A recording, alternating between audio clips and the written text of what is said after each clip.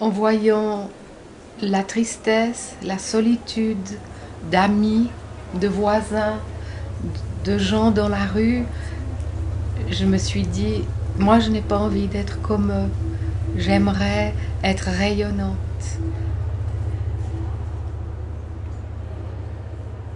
J'ai croisé des solitudes, mais par un sourire, par un regard, j'espère avoir apporté à ces personnes une petite étincelle, un petit bonheur, un petit quelque chose.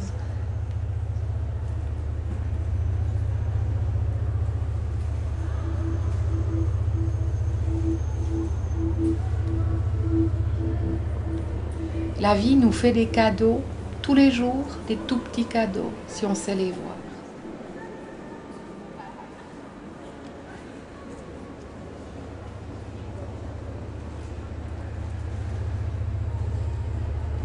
C'est extraordinaire de se dire que la vie est belle, qu'on a beaucoup de chance, que on regarde le lac, on est en bateau, on respire l'air autour de nous, le soleil qui est dans le ciel. Tu te dis, je vis, la vie est merveilleuse, quelle chance j'ai. Et ça se travaille.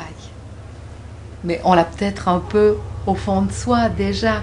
C'est des petits rayons de soleil qui demandent à exploser.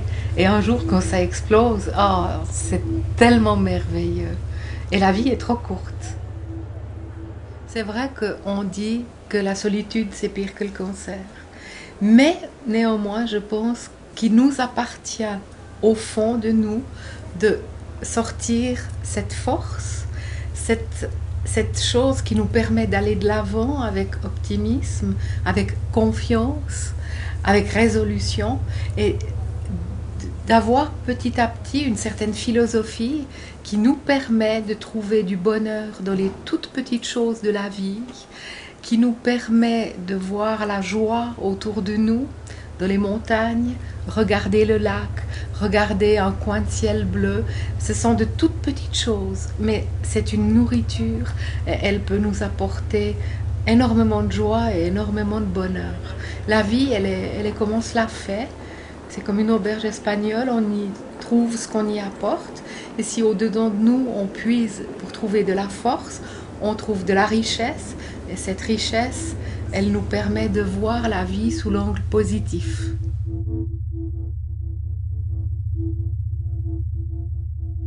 Aimer même platoniquement quelqu'un, mais avoir des sentiments positifs, des sentiments qui nous font rayonner, qui nous font être une boule d'énergie, une boule de lumière, une boule positive.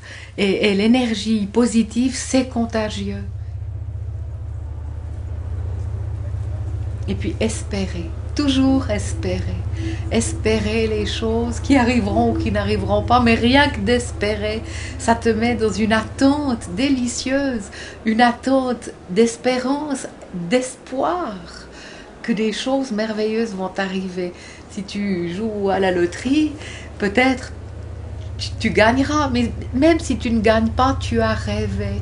Et c'est ce rêve qui te fait aller de l'avant. C'est ce rêve qui te porte, qui te monte vers le haut. Et rêver, espérer. Il ne faut jamais cesser d'espérer, jamais cesser d'attendre. Tous les jours, quelque chose de positif peut arriver. Au détour d'une rue, au sortir du bus, au sortir de ton train, hop, Dame Chance va te sourire. Il faut espérer. Il y a toujours un ange gardien qui veille sur nous et qui nous apportera une chose positive, une grande chose ou une petite chose.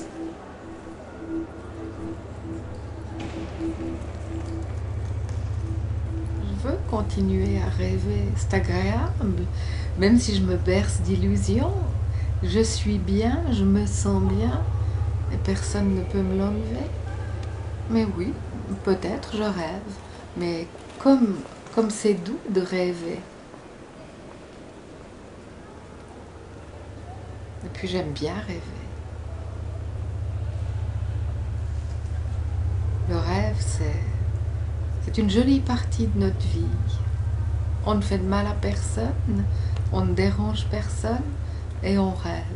Silence, je rêve.